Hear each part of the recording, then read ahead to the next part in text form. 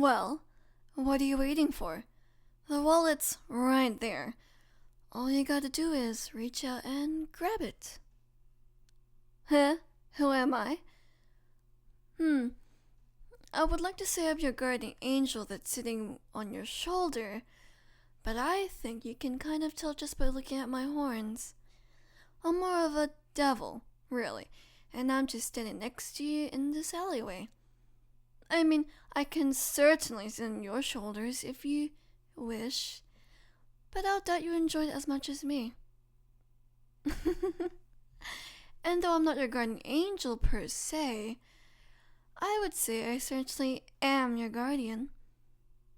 See, you do have an angel assigned to you, but I suppose she just doesn't care enough to watch over you personally.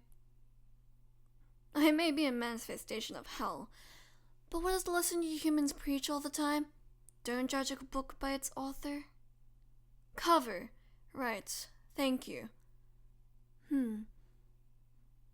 So, my dear little human, what are you gonna do? See, there's a wallet, and some poor unsuspecting bloke must have dropped it. I can see from here that it's chock full of cards and cash and the like. So, why don't you just reach out and take it? You found it, and like that other phrase that isn't so often preached, finders keepers. Come on, you haven't got all day, you know. Just snag it and be on your merry way. Still apprehensive, I see. Very well. I'll help you out.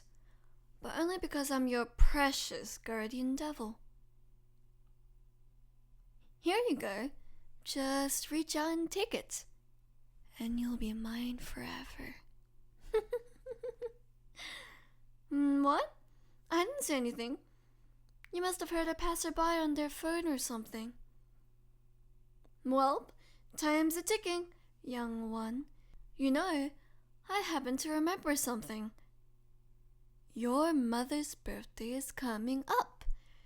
It would be so wonderful if you just could get her that necklace I know you've been looking at for her for quite a while. It would look so shiny and beautiful around her neck, and I'm certain she would love you and thank you for it, and perhaps she would shed a tear or two for you out of joy. And I can see there's more than enough cash in there. So come on already, take it. There we... Get your blackened claws away from them, you vile demon. Demon? Excuse me, you blasted harpy, but I'm a mighty devil, and I deserve to be regarded as such. Call yourself what you wish, devil, but you can keep your disgusting talons off my charge. You don't even deserve to exist on the same plane of existence, much less make physical contact with them. Now that I think about it, you've broken one of our most sacred rules, outwardly appearing before a human like this, much less my human. Need I ask my lord and your boss to cast you down yet again, or shall you leave in peace? How dare you, you holy... There, that will silence them for a moment. Are you all right, my child? Did they hurt you? Your hand? Where they touched you? Let me see. Oh my. Here, let me soothe your burn, child. How dare that unholy being touch you of all humans? I'll deal with them later. For now, I need to focus on you. And before you ask, is it not obvious who I am? Look upon these shining wings, my pearly white robe, my halcyon halo, and weep in gratitude before my majestic beauty, that I descended from the heavens to... You don't seem impressed. Nevertheless, I am your guardian angel, your actual guardian, mind you. Since your conception, my sole purpose, The reason for my continued existence is to protect you from all harm. Do you remember when you were 5 years old and you climbed up that tree in your backyard, even though your mother told you not to? And do you remember how you broke the branch you were standing on because you wanted to get a good view of the sunset? You fell 23.5 feet head first and would surely have died if I had not caught you. Up until then, your mother had been watching over you, doing my job for me. The only chances I had to protect you was making sure you didn't choke on your food at dinners. And to catch you from that fall, to hold you in my arms and keep you safe from the rest of the world, it was exhilarating. I wanted only to stay by you and protect you forevermore, but alas, I was recalled to heaven and punished for my transgression of violating the same sacred law that abhorrent devil broke. But it was all worth it. You were worth it. Why am I here now? I'm actually here on a technicality. See, I can't be here for you, but I can absolutely be here for them. Since they broke the rule, I'm only supposed to be here to make sure they don't try anything. Hence that little gag. Though the real reason I'm here, if you'll allow me to be open with you, was to protect you. See, you're on a fine line. Morally, I mean. You've done some good and you've done some bad. Really, any action you take could tip you one way or the other right now. And even I don't know when your life could end. So, I've taken the responsibility of choosing hell or heaven out of your hands, young one. Take my hand and I'll guide you back to the light. And out of this forsaken alley, it smells of sin and old cheese back here. Excuse you, you puny little harpy, but I do believe it's rather rude to strip someone of their friend before they're done talking.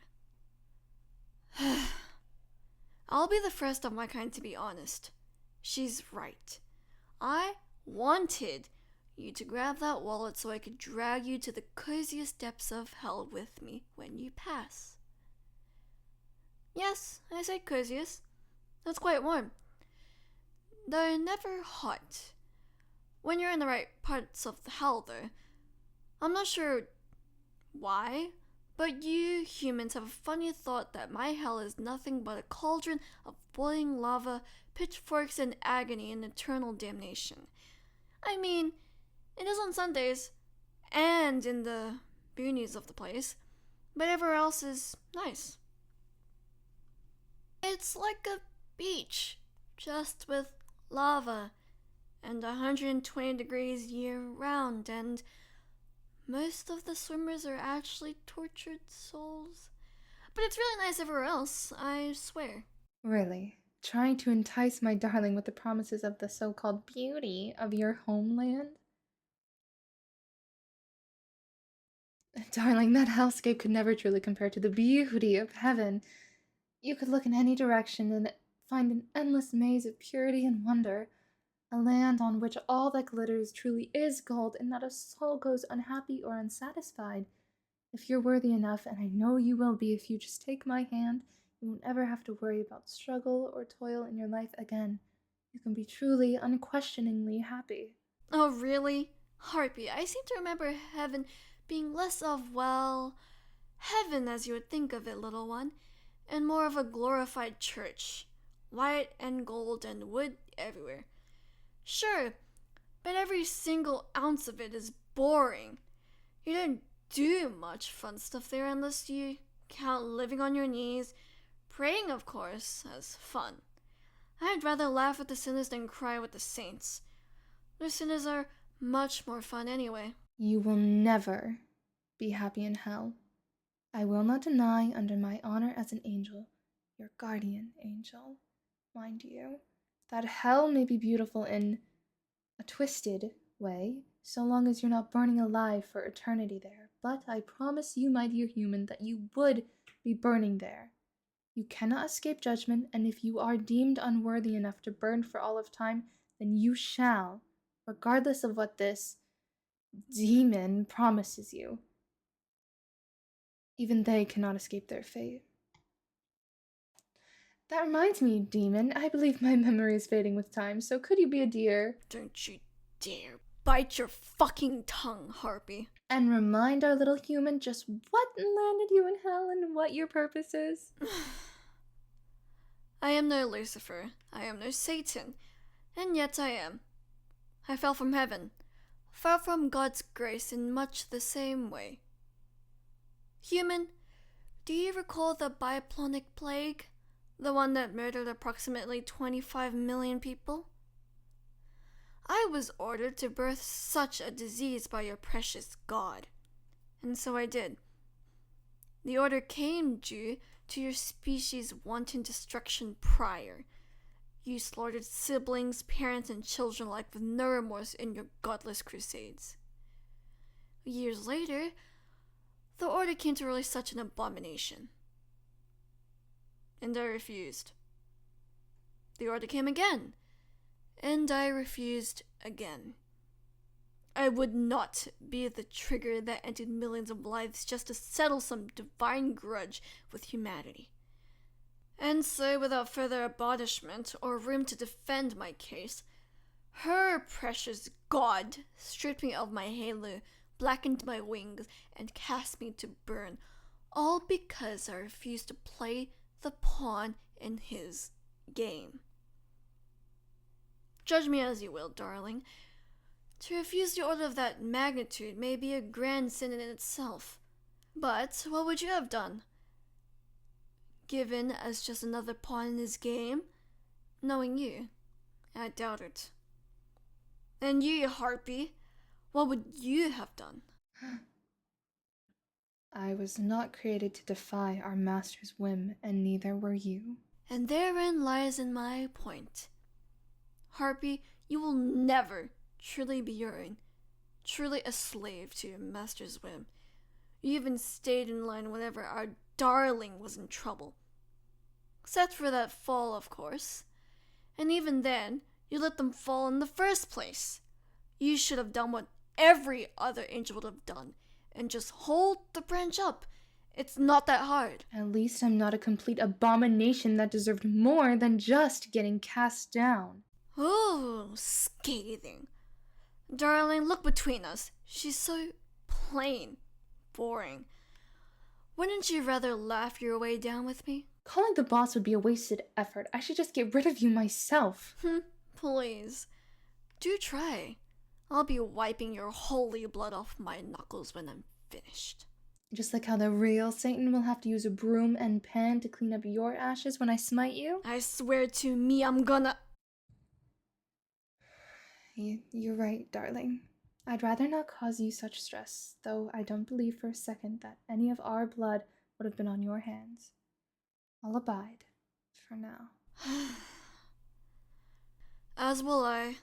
As much as I want you, I'd rather lose you to her than have you push me away and hate me forever. But that little stint didn't decide what you're going to do, darling.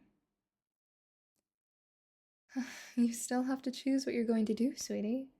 That wallet is still there, and as much as I'd like to, I won't stop you if you choose to follow that devil. And I won't force you to take it. By all means, if you truly desire to part ways in this alley and go be with that blasted angel, then I won't interfere. But I can't promise you I won't ever tempt you again. So, What's it's going to be? darling.